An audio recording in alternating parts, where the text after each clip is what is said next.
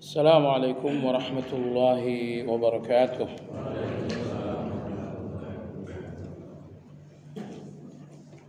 الحمد لله الذي بنعمته تتم الصالحات، نحمده ونستعينه ونستغفره ونعوذ بالله من شرور أنفسنا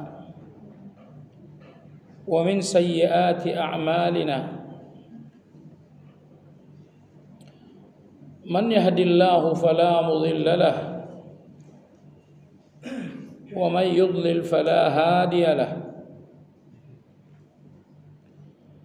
وأشهد أن لا إله إلا الله وحده لا شريك له، وأشهد أن محمدا عبده ورسوله لا نبي بعده. اللهم صل وسلم على محمد وعلى آله وأصحابه ومن اهتدى بهديه إلى يوم الدين. يا أيها الذين آمنوا اتقوا الله حق تقاته ولا تموتن إلا وأنتم مسلمون. Kaum muslimin rahimakumullah, kajian kita dalam kesempatan kali ini insyaallah tentang sebuah judul Al-Adabu Ma'allah. Artinya secara bebas bagaimana seorang hamba selalu beradab di hadapan Allah.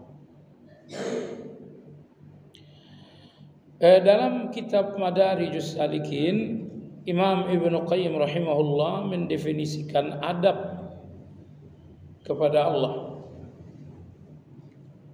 Beliau mengatakan husnus suhbati ma'allah biiqa'il harakatil zahirati wal batinah ala muqtada at-ta'zim wal ijlal wal haya. Inilah definisi adab kepada Allah, yaitu memastikan semua gerak lahiriah dan batiniah, semua gerak lahiriah dan pikiran, semuanya tidak lepas dari keagungan Allah dan rasa malu kepada Allah.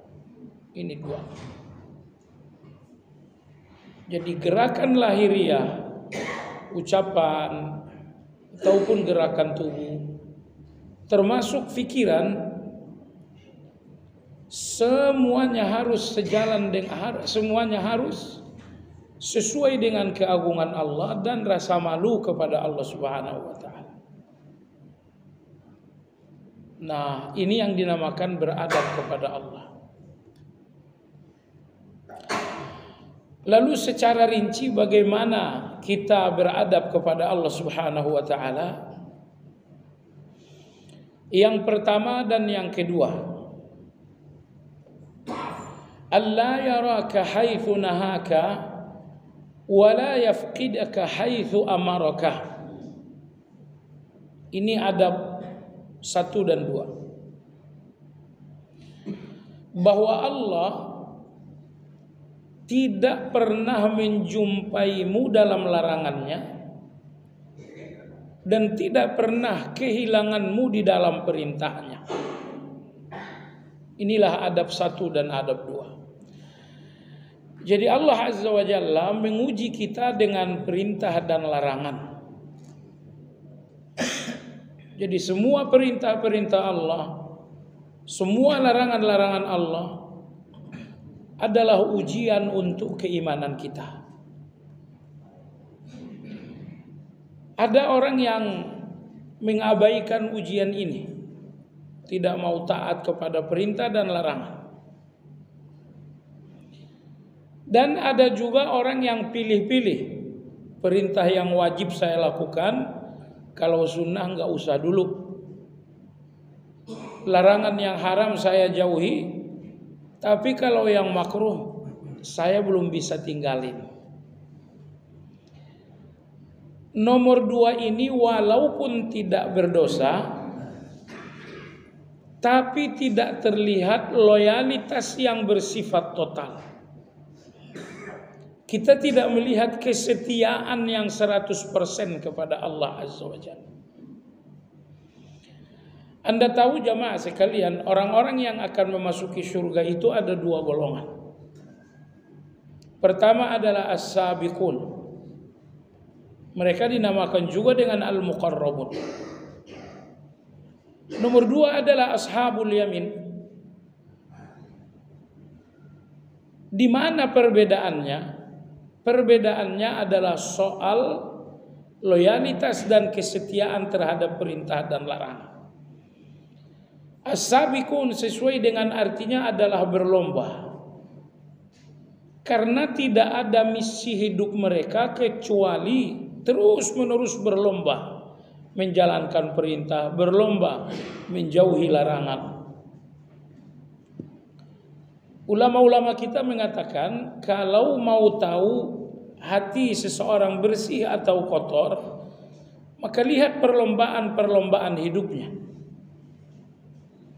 Orang-orang yang berhati bersih, perlombaan hidupnya hanya kebaikan.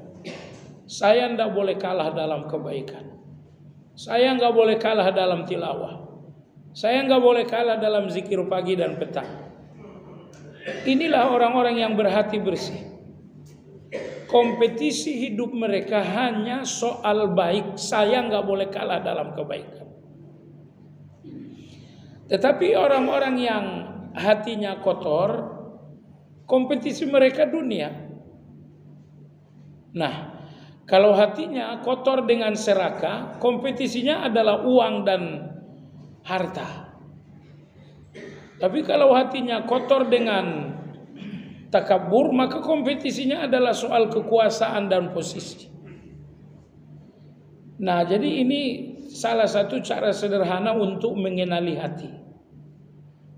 Perhatikan apa yang menjadi selalu perlombaan Anda dalam sehari-hari. Nah, ini akan menjelaskan situasi hati Anda bersih atau kotor. Baik. As-sabiqun artinya adalah orang-orang yang berlomba, orang-orang yang tercepat dalam kebaikan. Misi hidup mereka adalah totalitas untuk perintah dan menjauhi larangan Allah. Jadi tidak lagi ada tembang bulu. Yang wajib, oke, kalau yang sunnah satu-satu aja. Ini bukan jalan hidup as-sabiqun. Ini bukan pola beragamanya al-muqarrabun. Baik. Golongan kedua masuk surga adalah ashabul yamin. Nah, ashabul yamin ini yang pola hidupnya seperti itu. Semua kewajiban Allah mereka sempurnakan. Tetapi soal yang sunnah setengah hati. Semua larangan Allah tidak satu pun yang disentuh kalau sifatnya haram. Tapi kalau yang tidak haram masih saja dijalankan. Ini ahlul jannah juga, tetapi ashabul yamin. Baiklah jemaah sekalian, inilah adab yang pertama dengan Allah Azza wa Jalla. Jangan sampai Allah kehilangan Anda di setiap perintahnya yang wajib ataupun yang sunnah. Nomor 2, jangan sampai Allah menemukan Anda di dalam larangannya yang haram ataupun makruh. Jadi sunnah ini kenapa mesti dijalankan? Karena dia akan memudahkan Anda untuk yang wajib. Puasa-puasa sunnah itu memudahkan puasa yang wajib. Orang-orang yang berat melakukan puasa sunnah dipastikan masuk Ramadan itu sangat berat juga bagi mereka. Nah, salat-salat sunnah itu memudahkan salat-salat yang wajib. Orang yang sedikit melakukan salat sunnah Maka sholat wajib ini boleh jadi sesuatu perjuangan bagi mereka. Mereka memang tidak berani meninggalkan sholat wajib, tapi mereka perlu berjuang untuk bisa melakukannya. Padahal jamaah sekalian, orang-orang yang melakukan perintah tapi harus dengan satu perjuangan, ini dinamakan orang-orang pada level mujahadah. Lalu yang lebih tinggi dari level mujahadah adalah as-siddiqun. As-siddiqun dalam menjalankan perintah atau menjauhi larangan, semuanya serba mudah. Tidak ada yang terasa berat. Karena semua kebaikan terasa mudah, sehingga as-siddiqun dalam hati mereka tidak ada satupun keinginan berkhianat kepada Allah. Semua kebaikan terasa mudah dilakukan. Semua larangan terasa gampang untuk ditinggalkan. Karena semuanya serba mudah, maka di dalam jiwa as-siddiqun tidak ada keinginan berkhianat kepada Allah. Tidak ada keinginan mereka mengkhianati Allah dalam perintah. Tidak ada keinginan mereka mengkhianati Allah dalam larangan. Karena semua perintah dan larangan itu bagi mereka sangat mudah. Baik begitu pun dalam larangan. Kalau Anda terbiasa meninggalkan yang makruh, maka meninggalkan yang haram itu bukan perjuangan. Artinya sangat mudah bagi Anda. Jadi kalau ada orang-orang yang sangat berat sekali meninggalkan yang haram, itu disebabkan karena mereka masih sangat banyak melakukan yang makruh. Jamaah sekalian, kadang-kadang makruh itu karena bendanya. Ambil contoh misalnya pete, jengkol. Tapi kadang-kadang makruh itu karena berlebihannya. Nah, makruh berlebihan ini ada 5. Yang pertama, ngobrol berlebihan. Nomor 2, memandang berlebihan. Nomor 3, makan berlebihan. Yang keempat, tidur berlebihan. Yang kelima, bergaul berlebihan. Nah ini 5 induk yang makruh. Ngobrol itu kan boleh, tapi kalau sudah berlebihan itu bahaya. Baiklah jamaah sekalian, kita lanjutkan adab yang ketiga. Anta tasabaqa ilaihi, bahwa Anda selalu mengambil sikap berlomba menuju Allah. Adab yang ketiga, bahwa Anda tidak pernah terlambat untuk Allah Subhanahu wa taala. Di dalam salat, di dalam segala perintah-perintah Allah, Anda enggak pernah terlambat. Kadang-kadang ada keterlambatan yang harganya mahal. Dulu ada seorang laki-laki Yaman, namanya Abu Abdurrahman. Nama aslinya Abdullah bin Usailah As-Sunabihi. Sewaktu Nabi kita Shallallahu Alaihi Wasallam masih hidup, Abdullah As-Sunabihi dengan sejumlah orang-orang Yaman masih menunda hijrah kepada Nabi.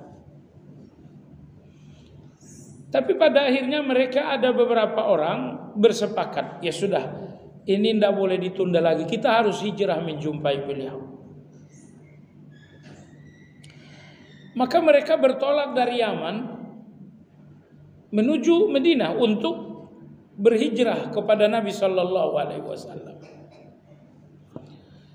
Nah, setelah mereka melewati satu kawasan, kalau nggak salah namanya Usfan, atau jarak yang lebih dekat dengan Madinah, mereka melewati satu kampung. Penghuni kampung bertanya, kalian ini dari mana, mau ke mana? Rombongan As-Sunabihi mengatakan, kami ini dari Yaman,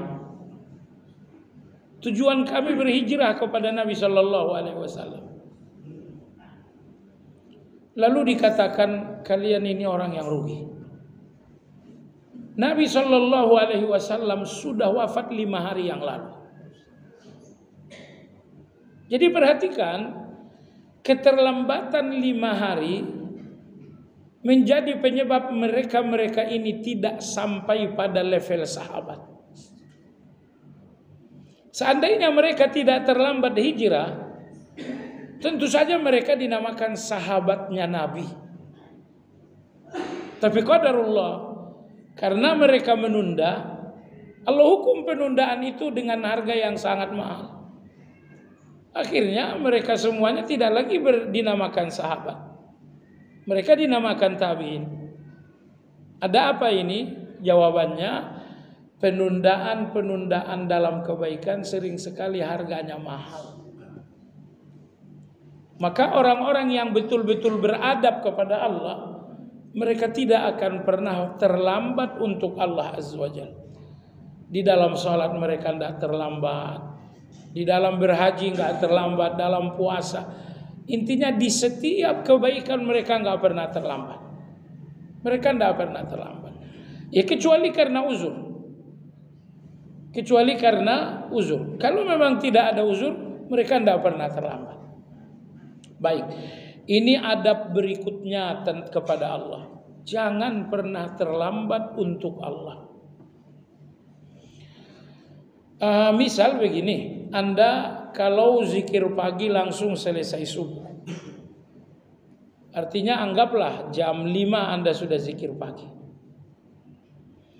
Atau nomor 2, Anda tunda zikir pagi ini boleh sampai jam 10. Sudah nanti saja saya zikir pagi jam 6. Anda menunda zikir pagi, iya. Sebetulnya yang Anda tunda itu adalah keridhaan Allah untuk Anda. Kalau dari jam 5 Anda sudah zikir pagi, artinya dari jam 5 itu Allah udah ridho dengan Anda. Tapi keputusan Anda bahwa Anda zikir pagi jam 6, terlambatlah ridho Allah untuk Anda setengah jam. Kalau Anda tunda lagi, nanti saja jam 7, terlambatlah ridho Allah untuk Anda selama 2 jam. Nah, ini coba difikirkan. Kebaikan yang Anda tunda sebenarnya Anda sedang menunda ridho Allah. Setengah jam Anda menunda satu kebaikan, setengah jam ridho Allah tertunda untuk Anda. Padahal boleh jadi ridho yang sampai kepada Anda lebih segera, ini mungkin akan menghasilkan banyak keberkahan. Misalnya, kalau di jam 5 Allah telah sampaikan ridhonya kepada Anda, mungkin dari ridho ini Anda akan menemukan kemudahan. Karena ridho ini Anda akan terhindar dari bahaya. Karena ridho ini Anda akan mendapatkan keberkahan. Tapi kalau ridho itu sudah terlambat, akan terlambatlah banyak kebaikan untuk Anda. Baik jamaah sekalian, lalu yang perlu untuk kita fahami juga, satu nasihat ya. Nasihat seorang kalau nggak salah Hudzaifah atau siapa kepada Umar bin Khattab. Beliau mengatakan, wahai Amirul Mukminin, sesungguhnya Allah punya hak atas dirimu di siang hari dan Allah tidak menerimanya di malam hari. Dan Allah punya hak atas dirimu di malam hari dan Allah tidak menerimanya di siang hari. Jadi seolah-olah beliau ingin berkata, setiap waktu sudah ada kesibukannya sendiri-sendiri.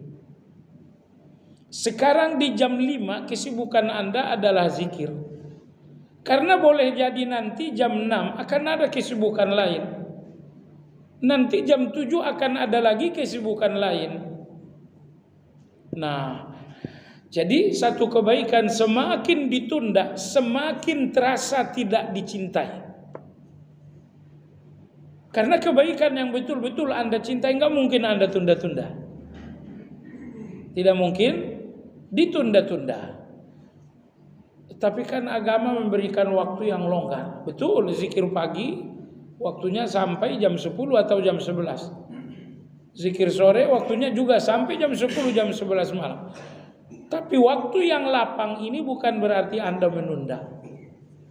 Waktu yang longgar ini artinya adalah bahwa dalam keadaan uzur Anda punya kebebasan. Intinya menunda satu kebaikan tanpa uzur adalah satu hal yang tercela. Dan ini tidak termasuk adab kepada Allah Azza wa Jalla. Orang-orang beriman ini serakah mereka cuma satu. Mereka serakah dengan segala kebaikan. Oleh sebab itu mereka tidak pernah menunda-nunda kebaikan tersebut. Baik. Adab berikutnya kepada Allah Subhanahu wa taala, wa tansyagila biyaumi liqa'ihi. Jadikanlah kesibukanmu untuk hari pertemuan dengan Allah. Saya ini orang kampung. Kalau sudah ada rencana pulang kampung lebaran Syawal, itu biasanya dari 5 bulan sebelumnya kita udah mulai sibuk. Kita udah mulai sibuk untuk pertemuan dengan orang-orang tercinta. Nah, maka di sini disebutkan di antara adab seorang hamba kepada Allah senantiasa terus menerus sibuk untuk pertemuan dengan Allah Azza wa Jalla. Hari pertemuan itu makin dekat. Bisa jadi datang dalam waktu cepat, bisa jadi datang dalam waktu yang lama. Tetapi orang yang betul-betul beradab kepada Allah, mereka menjadikan kesibukan cuma satu, yaitu kesibukan untuk hari pertemuan dengan Allah Azza wa Jalla. Anda sudah lihat acara pernikahan. Itu betapa heboh dua keluarga untuk acara pernikahan itu. Masih 6 bulan lagi udah kasak kusuknya luar biasa. Semua terasa gatal. Itu hanya untuk 1 hari pernikahan. Nah, saya cuma ingin mendekatkan satu persoalan saja. Bahwa orang-orang yang penuh adab kepada Allah, kesibukan besar mereka adalah mempersiapkan pertemuan dengan Allah. Mereka bangun tengah malam, dalam hati mereka berkata, ini persiapan menjumpai Allah. Mereka membaca Al-Quran, mereka mengatakan, ini persiapan bertemu dengan Allah Azza wa Jalla. Nah, kita ini udah bersiap bertemu dengan Allah. Saya yakin subuh kita adalah persiapan bertemu dengan Allah. Mungkin sebentar kita akan sholat syuruk, itu pun dalam rangka siap-siap bertemu dengan Allah. Tapi persiapan itu belum menjadi kesibukan. Persiapan itu belum menjadi kesibukan. Karena yang dimaksud dengan kesibukan adalah waktu Anda menjadi lebih banyak. Nomor 2, Anda makin lapang dada mengorbankan banyak hal. Itu namanya sibuk. Jadi dalam kesibukan ada waktu yang lebih banyak. Di dalam kesibukan Anda banyak berkorban. Kalau 2 hal ini belum ada, berarti yang sedang kita lakukan ini hanya persiapan sederhana. Seolah-olah pertemuan dengan Allah itu masih 20 tahun lagi. Jadi nasihat Nabi kita sallallahu alaihi wasallam kepada Abdullah bin Umar, kun fid dunya ka'annaka gharib aw abiru sabil. Wahai Ibn Umar, lihatlah dirimu di dunia seperti perantau. Bahkan kalau bisa sebagai seorang musafir. Kalau perantau di negeri rantau itu bertahun-tahun tapi ujungnya pulang. Tapi kalau musafir dalam perjalanan ukurannya hari lalu kemudian pulang. Maka Nabi mengatakan, wahai Ibn Umar, 2 pilihan engkau melihat dirimu. Pertama, lihat dirimu perantau, setahun, 2 tahun, 3 tahun kamu harus kembali kepada Allah. Atau nomor 2, ini yang lebih baik lagi, lihat dirimu di dunia ini sebagai musafir yang dalam hitungan beberapa hari akan kembali kepada Allah Azza wa Jalla. Nah, maka setelah Ibnu Umar menerima wasiat ini dari Nabi kita, beliau selalu berpesan kepada orang-orang yang ia jumpai. Idza asbahta fala tantadhiril masa wa idza amsayta fala tantadhiris sabah. Artinya apabila kamu hidup di pagi hari, jangan terlalu yakin masih hidup sampai sore. Kalau kalian hidup di sore hari, jangan terlalu yakin bahwa masih ada kehidupan sampai pagi.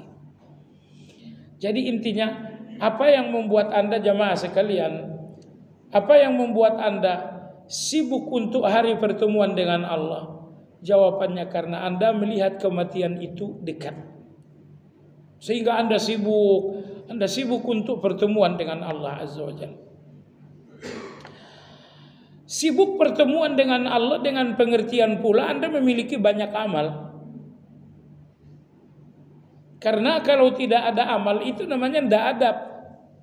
Tidak ada kesibukan bertemu dengan Allah Azza wa Jalla. Kemudian adab berikutnya kepada Allah Azza wa Jalla, anta tawadhu'a bi ni'matihi. Selalu rendahkan hati dengan semua nikmat Allah. Apapun nikmat yang dianugerahkan, pastikan semuanya tidak mengubah hati yang rendah. Tidak mengubah hati yang rendah menjadi tinggi. Subhanallah, sebagian orang jamaah sekalian, begitu Allah anugerahkan nikmat, langsung hatinya naik ke langit yang ketujuh. Hatinya langsung meninggi, hatinya langsung membesar. Ini demi Allah bukan syukur. Karena bagian dari syukur adalah taat. Dan di antara ketaatan penting dalam syukur bagaimana merendahkan hati dengan nikmat Allah. Sebab itu Allah yang berikan Anda anugerah tubuh yang bagus, ototnya menonjol dari atas sampai ke bawah, tidak usah terlalu dipamer-pamerkan juga. Tetap saja pakai gamis. Tidak usah beli baju seketat-ketatnya, setiap ngomong selalu main tangan. Padahal tadinya kalau ngomong biasa aja. Ini menurut saya. Jadi jemaah sekalian, bagian dari adab kepada Allah Azza wa Jalla, rendahkan hati dengan segala nikmatnya. Allah kasih Anda nikmat kepintaran, rendahkan hati. Allah kasih Anda nikmat berupa uang, berupa harta, rendahkan hati. Jadi di antara bentuk tidak sopan kepada Allah Azza wa Jalla, ketika nikmat-nikmatnya justru membesarkan hati kita, membengkakkan hati dalam takabur. Baik. Kesantunan berikutnya kepada Allah Azza wa Jalla adalah watan syariha lahu fi qada'ihi. Selalulah lapang dada dengan apapun yang menjadi keputusan Allah.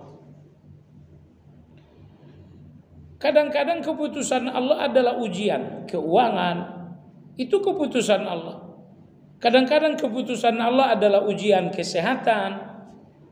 Kadang-kadang keputusan Allah Subhanahu wa taala bahwa kita diuji dengan anak-anak yang nakal. Semua ujian lapangkan dada. Orang-orang yang beriman tidak pernah melihat ujian itu sebagai ujian biasa. Artinya orang-orang melihat apapun ujian, oh ini keputusan Allah untuk saya. Anak-anak nakal, oh ini kebijaksanaan Allah untuk saya. Hidup dalam keadaan susah, ini kebijaksanaan Allah untuk saya. Mereka tidak menamai musibah itu dengan musibah. Ini musibah, enggak. Mereka menamai musibah, oh ini hikmahnya Allah untuk saya. Ini kebijaksanaan Allah untuk saya. Nah, musibah yang tidak Anda hubung-hubungkan dengan Allah itu berat sekali.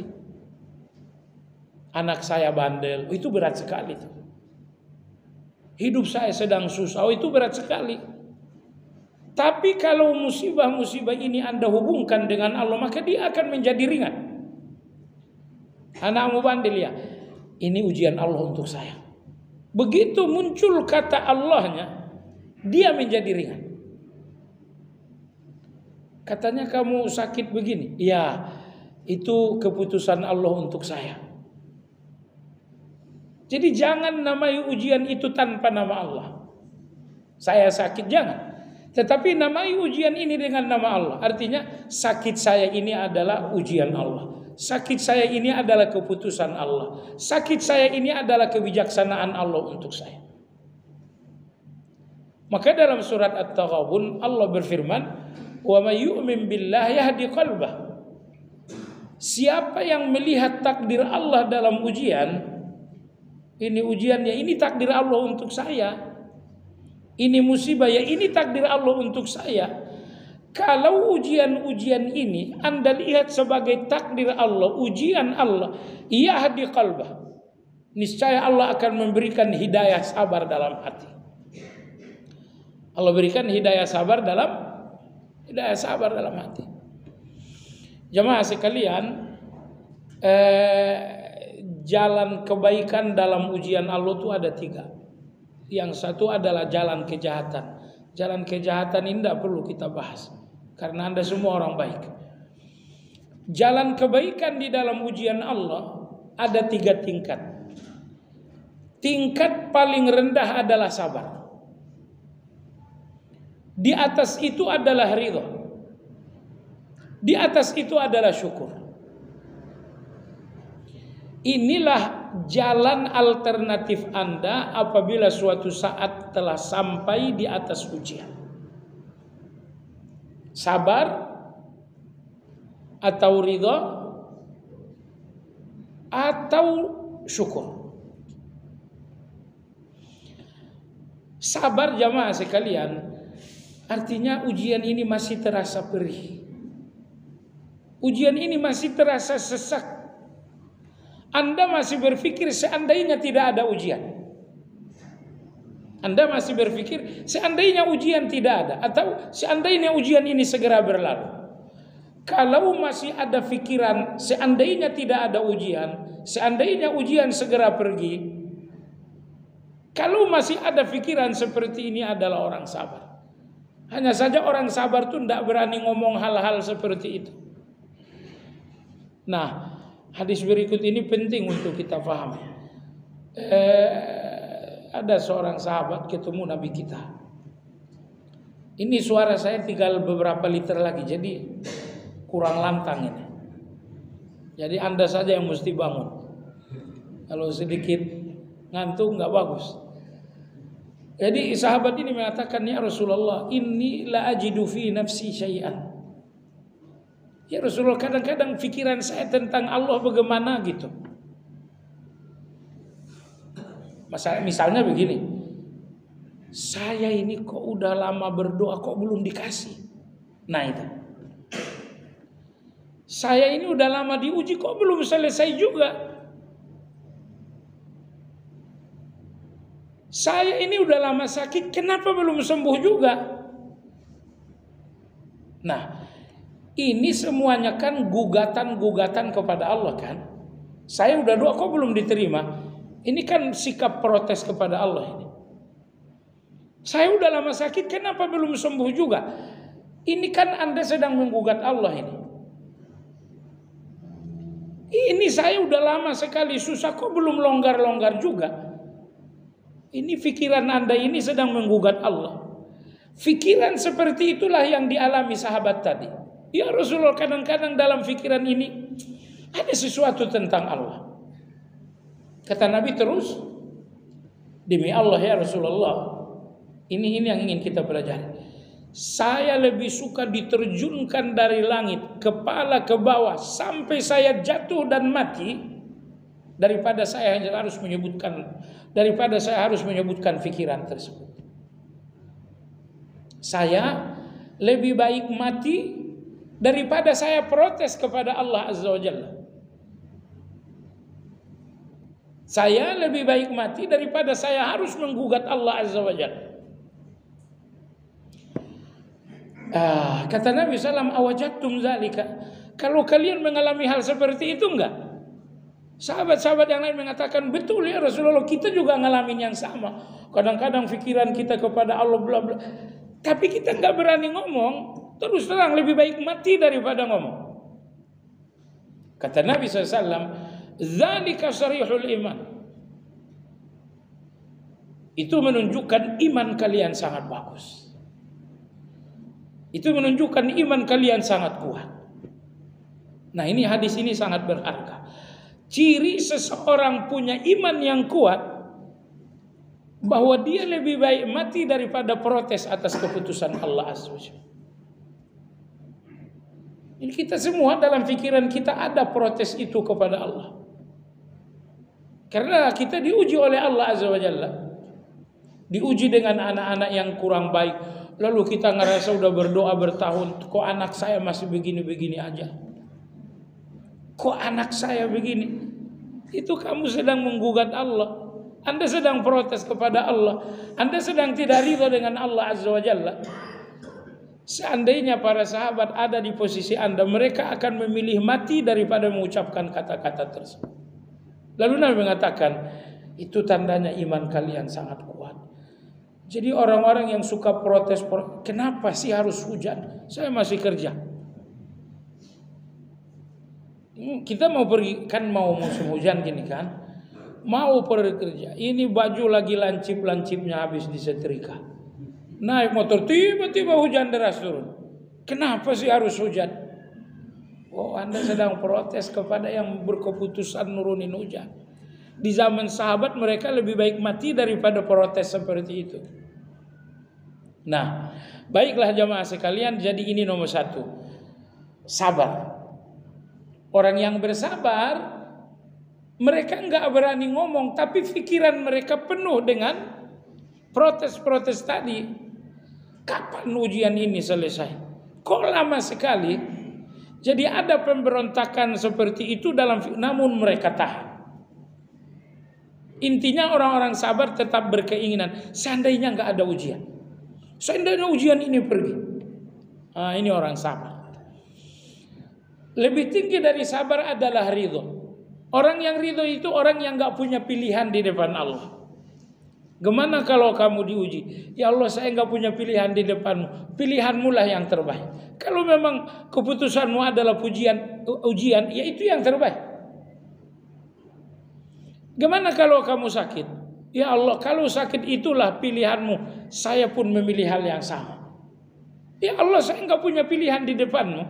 Pilihanmu pasti yang lebih baik. Ini namanya ridho. Orang-orang ridho ketika mereka sakit, Anda pengen sembuh enggak? Ya, terserah Allah aja. Orang-orang yang ridho dalam kesusahan Anda tanya, kamu pengen senang? Terserah Allah saja. Pokoknya dalam keputusan Allah, saya enggak punya pilihan selain keputusan Allah itu. Nah, ridho ini berat atau enggak? Ya, dalam ujian tertentu ridho itu gampang. Tapi dalam ujian tertentu pula ridho itu berat. Tapi sekaligus ini belum menunjukkan ridho kita itu stabil. Karena ridho yang stabil dalam segala ujian selalu ridho. Tapi kadang-kadang ujian A, B, dan C saya bisa ridho. Tapi ujian E, D, dan F saya belum bisa ridho. Oh, ridho Anda itu belum stabil. Itu perlu distabilkan lagi. Nah, kalau Anda ingin menapaki langkah di atas ridho dan ternyata berat sekali, kerikilnya tajam, jalannya mendaki, berat sekali, ingat-ingatlah ayat terakhir dalam surat Al-Bayyinah. Radhiyallahu anhum wa radu anhu. Allah ridho kepada mereka karena mereka pun selalu ridho kepada Allah. Jamaah sekalian, salah satu kepuasan hati seorang hamba memberikan ridho kepada Allah. Berkumandang azan, ya Allah, raditu billah, aku ridho dengan perintahmu salat. Datang Ramadan untuk berpuasa, mereka mengatakan, ya Allah, aku ridho engkau suruh aku berpuasa dan berlapar-lapar. Datang tengah malam, mereka mengatakan, ya Allah, aku ridho kau suruh untuk melakukan tahajud. Radhiyallahu anhum wa radu anhu. Allah berikan mereka ridha karena mereka pun memberikan Allah ridha. Nah, tingkatan yang paling tinggi dalam ujian Allah adalah syukur. Tingkatan yang paling tinggi di dalam ujian Allah adalah syukur. Diuji dengan A, mereka bersyukur. Mereka tidak bersyukur dengan ujiannya, tapi mereka bersyukur dengan nikmatnya. Misalnya diuji dengan sakit. Kata dokter apa? Saya ini ginjal. Terus? Ya kan jantung saya masih sehat. Liver saya masih sehat. Hati saya masih sehat. Lidah saya masih sehat. Yang sehat itu masih 1000 lagi, yang sakit cuma 1. Sehingga jamaah sekalian, karena mereka sibuk melihat nikmat, akhirnya ujian ini gak terasa. Nah kita ini kalau udah sakit kepala, lupa kalau seluruh anggota tubuh lain masih sehat. Ya kan? Ini sakit kepala, aduh ini sakit vertigo ini. Kita fokus sekali dengan ujian itu sehingga gak sadar mata masih sehat, telinga masih sehat, jantung masih oke. Ini bukan orang yang bersyukur. Orang yang bersyukur ini apabila mereka sampai pada ujian, mereka tidak mau lihat ujian itu lama-lama. Mereka justru memalingkan pandangan, melihat nikmat berlama-lama. Oh ini mataku sehat, oh ini telingaku sehat, ini lidahku sehat, bisa baca Quran masih, bisa berzikir. Ini jantungku sehat, ini ginjalku sehat, ini asam lambungku sehat dan lain-lain. Karena dia melihat sehat-sehat jumlahnya masih ribuan, akhirnya kepala vertigo ini, ini cuma 1 kecil pula, besok juga selesai. Nah maka ini ciri-ciri orang yang bersyukur jamaah sekalian. Orang-orang yang banyak bersyukur akan melihat nikmat itu kecil, akan melihat ujian itu kecil. Tapi orang yang jarang bersyukur, lemah bersyukur, mereka akan melihat ujian itu berat sekali. Jadi kalau Anda dengarkan orang yang mengeluh aja, aduh gimana, aduh bagaimana, kasih tahu aja sebenarnya kesulitan kamu itu kecil. Tapi rasanya besar, rasanya aja besar, bukan kesulitannya yang kecil, besar. Kesulitannya kecil tapi rasanya besar. Kenapa begitu? Ya artinya syukur kamu sedikit. Orang yang syukurnya sedikit gak akan tahan dengan ujian, gak akan kokoh dalam ujian. Baik jamaah sekalian yang saya hormati, terserahlah Anda mau milih mana dalam 3 jalan ini. Anda akan memilih sabar, atau memilih ridho, atau Anda memilih syukur. Kira-kira yang mana? Syukur. Baik, ingat, kalau Anda sudah mantap memilih syukur, Anda tidak akan memilikinya karena Anda kuat, tapi Anda akan memilikinya karena berdoa, bertawakal. Ya Allah, berikan aku syukur sampai aku tidak melihat ujian. Berikan aku syukur sampai aku tidak melihat musibah. Sampai tidak melihat musibahnya karena sibuk melihat nikmat. Itulah syukur. Jadi ingat, syukur yang sangat indah ini tidak akan sampai kepada Anda karena kekuatan Anda. Anda tidak akan memilikinya karena Anda kuat, Anda pintar, tidak. Anda memilikinya kalau Allah yang ngasih. Dan Allah ngasih kalau Anda meminta. Maka di sujud, di kapanpun Anda berdoa, minta kepada Allah, ya Allah berikan aku syukur. Berikan aku syukur sampai aku melihat semua musibah itu kecil. Ya Allah berikan aku syukur sampai aku tidak melihat musibah. Emang ada. Saya tidak sedang bercerita dongeng. Orang-orang yang syukurnya luar biasa, memang mereka tidak melihat ujian. Mereka tidak melihat musibah. Nah, saya kasih Anda contoh. Imran bin Husain radhiyallahu taala anhu, 32 tahun beliau mengalami penyakit wasir yang sangat buruk. Jangankan berdiri, apalagi berlari, duduk pun selama 32 tahun gak mampu. Allahu Akbar. 32 tahun gak duduk. Terus berbaring saja di tempat tidur yang sudah dibikin. Di tempat tidur inilah makan, di sinilah minum, di sinilah salat, di sinilah tilawat, termasuk qada hajat pun di situ. Itu bukan 3 hari. Berapa tadi? 32 tahun. Suatu hari seorang tabi'in, kalau nggak salah namanya Iyas Al-Qadhi. Mereka ada 2 orang, salah satunya adalah Iyas Al-Qadhi. Datang menjenguk. Yang jenguk ini malah nangis melihat pasien itu. Tetapi pasien mengatakan, aduh, tolong jangan nangis. Saya tidak suka kalian nangis. Saya saja nggak nangis, kenapa kalian suka? Dengar baik-baik kata Imran. Semenjak hari itu Rasulullah datang mengucapkan A, Nabi mengatakan, Imran, kali ini saya datang bukan sekedar menjenguk, tapi ada titip salam buat kamu. Ya Rasulullah, titip salam siapa pula itu? Kata Rasulullah, Jibril titip salam. Kata Jibril, dia salut dengan sabarnya kamu. Kata Imran bin Husain, sejak hari itu Rasulullah sallallahu alaihi wasallam sampaikan titip salamnya Jibril, sampai hari ini tidak ada yang paling aku cintai lebih dari sakitku ini. Jadi dia malah melihat sakit itu dengan cinta. Ini sakitku tapi ini cintaku. Ini sakitku tapi ini cintaku. Oh, dongeng sekali ya. Dongeng sekali karena memang kita dengan beliau langit dan bumi. Tapi kalau kita memahami jalur pikiran beliau, ternyata Anda juga bisa memiliki hal seperti itu. Maka oleh sebab itu jamaah sekalian yang saya hormati, banyak-banyaklah bersyukur sampai Anda tidak melihat musibah itu sesuatu yang besar. Sungguh-sungguhlah bersyukur sampai Anda tidak merasa berat dengan segala ujian. Ujian yang berat bukan ujiannya berat, rasanya yang berat. Kenapa rasanya berat? Karena syukur kita selama ini masih syukur setengah hati. Baik, kita lanjutkan jamaah sekalian. Kesantunan berikutnya kepada Allah. Ini kode alam. Sampai di sini.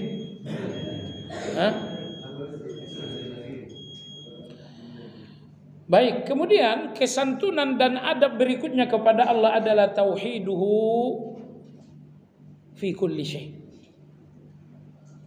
Lihat keesaan Allah dalam segala-galanya.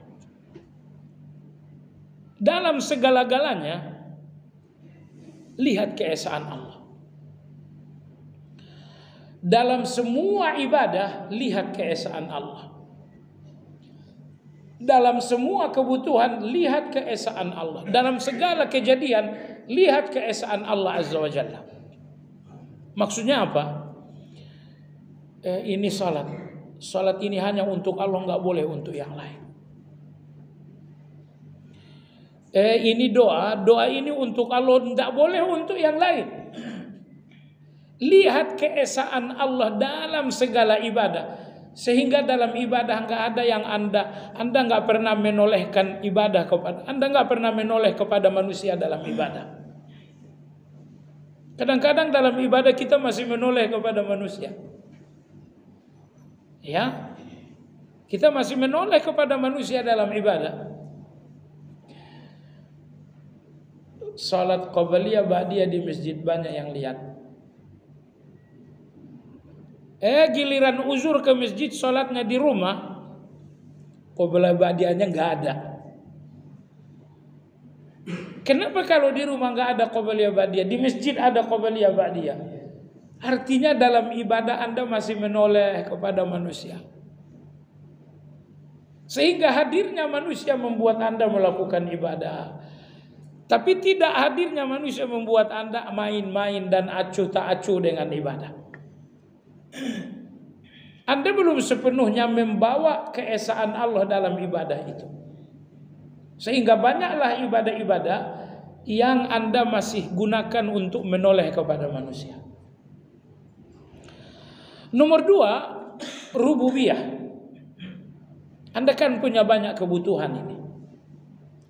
Anda butuh uang, Anda butuh sehat, Anda butuh bahagia.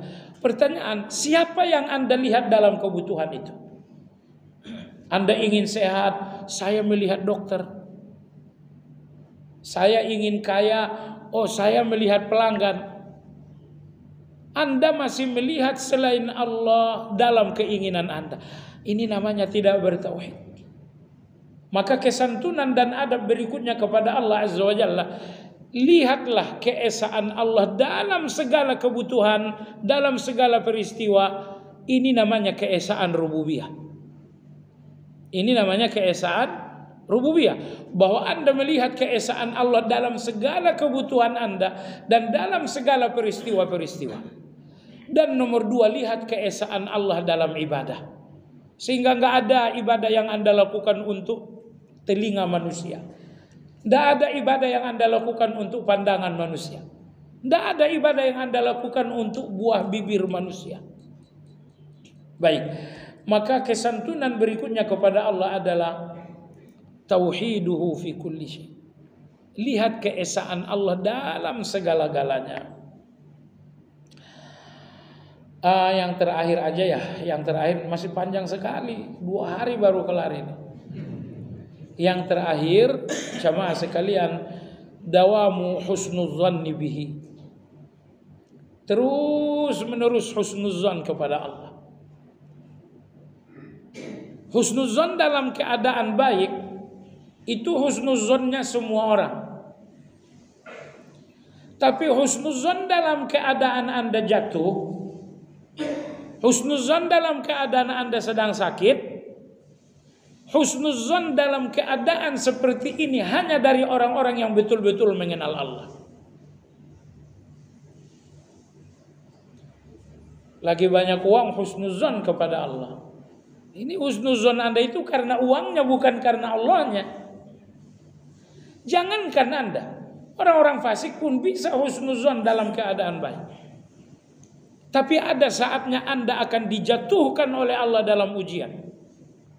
Dan ingat, Allah menguji Anda, insya Allah di titik lemah Anda. Karena tujuan dari ujian ini agar Anda menjadi kuat. Ya, kalau misalnya titik lemah Anda adalah soal anak, oh akan datang ujian soal anak buat Anda. Kalau titik lemah Anda adalah soal perempuan, akan datang ujian untuk Anda dalam bentuk perempuan. Kalau misalnya titik lemah Anda soal uang, akan datang ujian Allah dalam bentuk keuangan. Allah akan menjatuhkan Anda dalam hal-hal yang menjadi kelemahan sampai Anda kembali bangkit, sehingga kelemahan Anda menjadi satu kekuatan. Nah, tapi jamaah sekalian, ingat, husnuzon kepada Allah dalam keadaan-keadaan baik itu gampang. Namun husnuzon kepada Allah justru ketika Anda sedang terpuruk. Husnuzon kepada Allah justru ketika Anda sedang sakit. Husnuzon kepada Allah justru sewaktu Anda sedang dijauhi oleh manusia. Husnuzon seperti ini murni karena mengenali Allah. Karena hakikat husnuzon bahwa Anda melihat sifat-sifat Allah dengan keadaan Anda. Misalnya Anda sakit, ya Allah itu tetap Ar-Rahman walaupun saya sakit. Allah itu tetap Ar-Rahim walaupun saya sakit. Allah itu Halim, tetap Maha Lembut walau saya sakit. Prasangkanya kepada Allah seperti sifat-sifat Allah tidak berubah walaupun sakit. Kadang-kadang kita kalau udah sakit lama, Allah Ar-Rahman enggak tahu ya. Ini sakit saya kok belum selesai. Al-Halim, Allah Maha Lembut enggak? Rasa-rasa enggak tahu ya, ini sakit kok enggak selesai juga. Jadi Anda tidak lagi melihat sifat-sifat Allah itu secara utuh karena Anda nggak tahan dengan ujian. Anda mulai goyang melihat Allah Maha Menolong. Allah mulai goyang melihat Allah Maha Memberi. Allah mulai goyang melihat Allah Maha Penyayang. Jadi begitu datang ujian, ternyata Anda menjadi goyang untuk melihat sifat-sifat Allah. Kasih sayangnya Allah Anda mulai nggak lihat lagi. Pertolongan Allah Anda sudah mulai goyang. Kalau ini udah terjadi, ingat, musibah terbesar Anda bukan musibah Anda itu. Tapi musibah terbesar Anda bahwa Anda hilang persepsi baik tentang Allah, itu musibah yang paling besar. Dan saya katakan, sepanjang persepsi Anda tentang Allah selalu baik, musibah ini akan menjadi kecil. Maka ada satu pertanyaan Allah dalam Al-Quran. Ibnu Mas'ud setiap membacakan ayat ini beliau jawab sendiri. Allah berfirman dalam Al-Quran, "Fama dhannukum bi rabbil alamin." Apa prasangka kalian tentang Allah? Ibnu Mas'ud radhiyallahu anhu setiap kali beliau membacakan ayat ini beliau jawab sendiri. "Fama dhannukum bi rabbil alamin." Beliau mengatakan, ya Allah, tidak ada prasangka kepadamu kecuali kebaikan. Nah, jadi walau dengan sakit, ya Allah, prasangka kepadamu tetaplah kebaikan. Ya, ayat tersebut surat As-Saffat ayat 87. Nah, maka oleh sebab itu jamaah sekalian yang saya hormati, persepsi buruk tentang Allah karena musibah yang lebih besar daripada musibah. Dan, nah, ini rahasia, tapi kasih tahu kepada yang lain. Apa itu? Yang membuat musibah Anda segera selesai ketika Anda husnuzan kepada Allah. Ya Allah, ini musibah, tapi aku husnuzan kepadamu. Begitu Anda tetap husnuzan kepada Allah dalam musibah, insya Allah musibah itu akan segera selesai. Karena tujuan Allah dalam musibah Anda pasrah. Begitu Anda pasrah, ujian akan selesai. Dalilnya mana? Dalilnya Nabi Ibrahim. Allah mengatakan, Ibrahim, anakmu kamu potong aja. Gak boleh tangan orang lain, tanganmu sendiri. Akhirnya Nabi Ibrahim tanya Ismail, saya disuruh motong kamu. Kata Ismail, kalau Allah yang nyuruh ya sudah, jangan ragu. Akhirnya Nabi Ibrahim dan Nabi Ismail pergi ke Mina. Berjalan dari Mekah menuju Mina. Sampai di Mina, di sebuah tempat yang tinggi. Kata Ibrahim, gimana? Kamu masih mantap? Ya saya sih gak ada ragu. Kalau ayah bagaimana? Saya juga mantap. Kata Ibrahim, kalau begitu telentanglah. Telentanglah Ismail seperti ini. Ibrahim mengatakan, Ismail, ternyata saya gak bisa menyembelih kamu kalau telentang. Telungkup aja. Saya sembelih dari belakang saja. Akhirnya Nabi Ismail telungkup. Karena Nabi Ibrahim mengatakan, kamu kalau telentang saya nggak bisa lihat wajahmu. Udah kamu telungkup saja. Maka Nabi Ismail telungkup. Begitu telungkup, kedua-duanya udah betul-betul pasrah. 100%, ayah sudah pasrah, anak sudah pasrah. Kemudian Allah mengatakan, wa nadainahu ayya Ibrahim qad saddaqta ar-ru'ya inna kadzalika najzil muhsinin. Wafadainahu bidzibhin azim. Wafadainahu inna kadzalika najzil muhsinin. Wah Ibrahim, sudah. Jangan dilanjutkan lagi Ibrahim. Kami hanya menguji kepasrahanmu. Maka ini pelajaran buat kita jamaah sekalian. Allah akan menguji sampai kita berada di titik pasrah yang maksimal. Begitu Anda sampai di titik pasrah yang maksimal, ujian akan ditutup, ujian akan selesai. Itu yang terjadi kepada Ibrahim alaihissalam dan Ismail. Kemarin diuji oleh Allah, oke. Ketika pasrah itu sudah sampai di titik sempurna, Allah mengatakan, Ibrahim, ujian udah selesai. Kalian wisuda sekarang. Jadi mungkin kalau sekarang ujian belum selesai, titik pasrah kita masih rendah. Perlihatkan kepada Allah bahwa Anda sudah sampai kepada titik pasrah tertinggi dari seorang hamba. Kalau Allah telah mengakui itu, insya Allah ujian Anda akan selesai. Jadi intinya ujian ini hanya untuk membawa Anda kepada sikap pasrah kepada Allah Azza wa Jalla. Kadang-kadang datang ujian, kita masih mencoba melawan dengan kekuatan, patah kekuatan kita. Kita ambil kekuatan kedua, patah lagi. Kita ambil kekuatan ketiga, patah lagi. Kamu masih melawan dengan kekuatan kecilmu, semuanya akan patah. Ujian gak akan selesai. Kalau ingin selesai ujian ini, jangan lagi melawan. Berikan kepada Allah kepasrahan yang sifatnya 100%. Baik jamaah sekalian yang saya hormati, sampai di sini kajian kita. Mudah-mudahan bermanfaat. Kajian ini mudah-mudahan jadi jalan hidup. Kita betul menjadi hamba-hamba yang santun kepada Allah Azza wa Jalla. Baik, demikian kita. Nggak ada pertanyaan kan? Iya, mana dia pertanyaannya kalau ada? Iya, monggo silakan.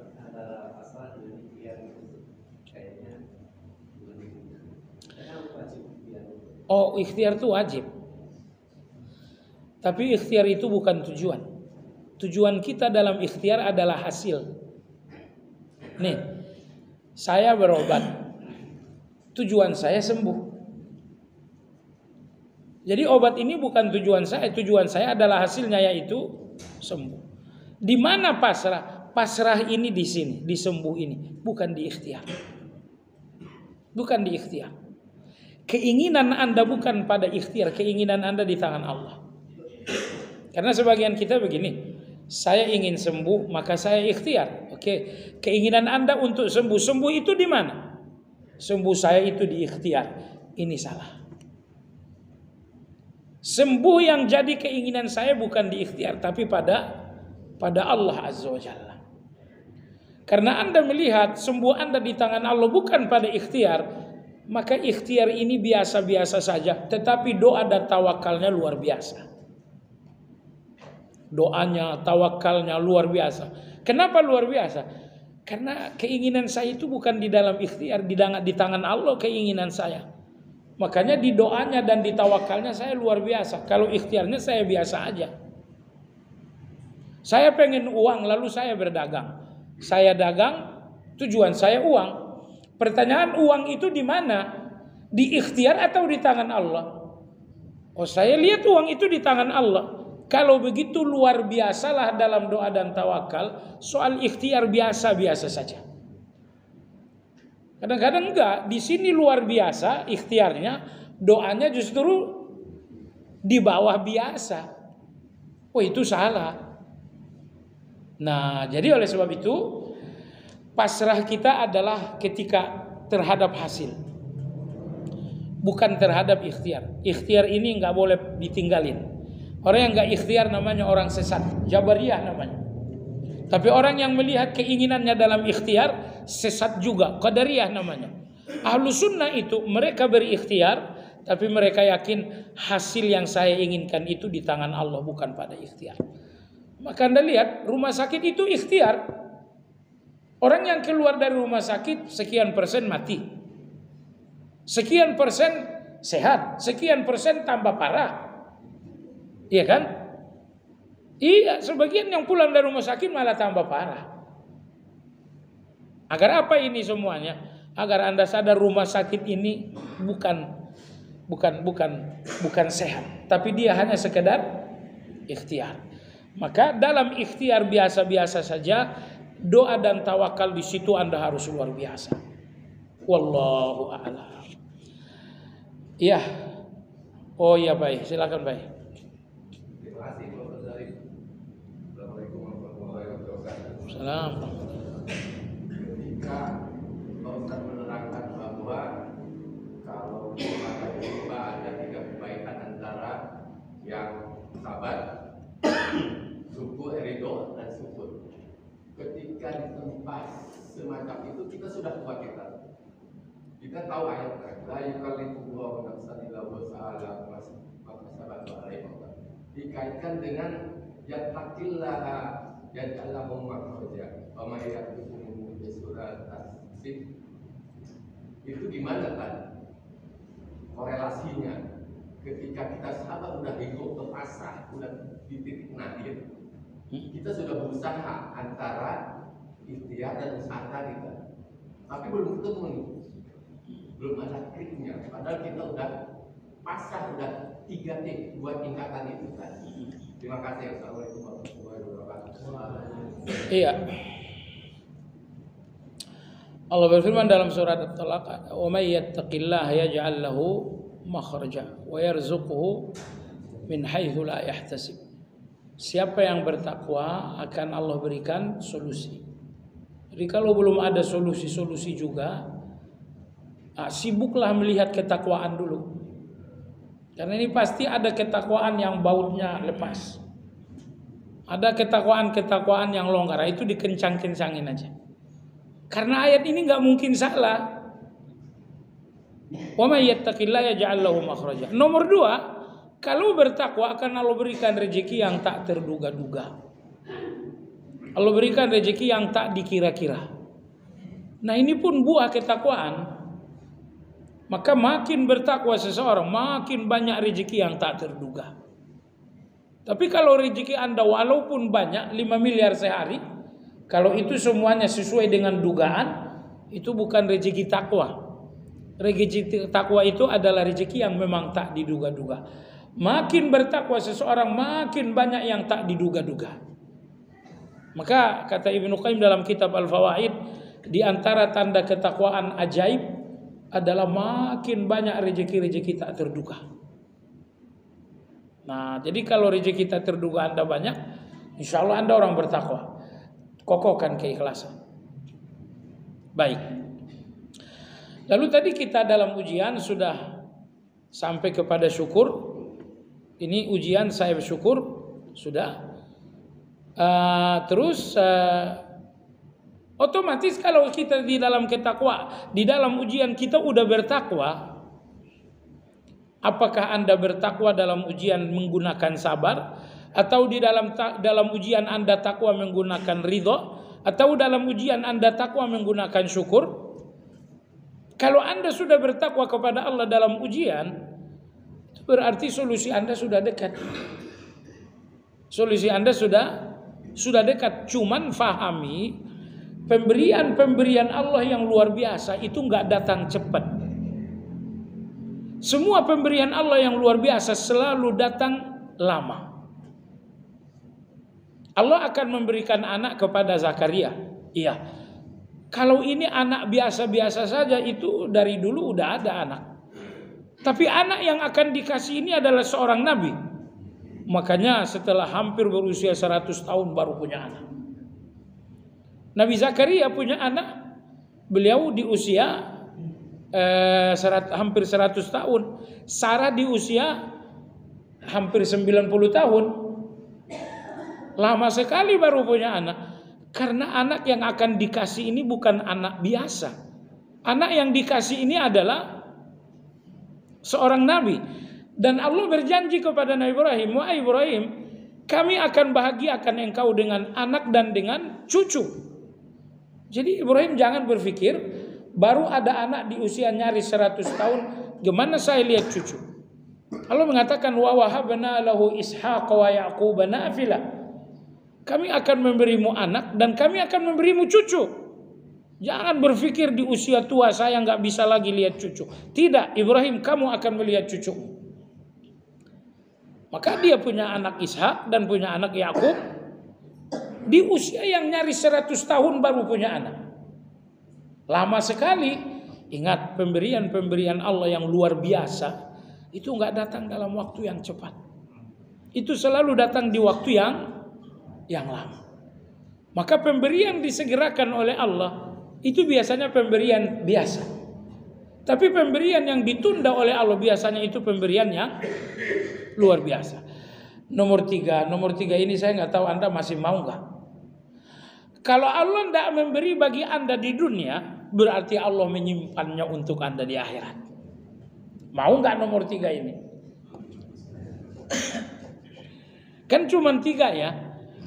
Pemberian Allah segera, atau pemberian Allah ditunda, atau nomor 3 pemberian Anda disimpan oleh nanti aja di surga. Nah, Anda mau yang mana ini?